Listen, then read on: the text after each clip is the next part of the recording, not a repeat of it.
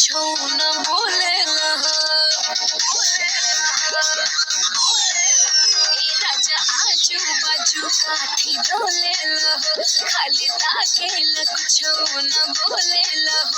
रूप कइले बा छोड़ला तू हाथे से बिटूर हमर दुधिया गोराई छलके नहैलू कौन साबुन से मलके जवानी तोहर छलके नहैलू कौन साबुन से मलके जवानी तोहर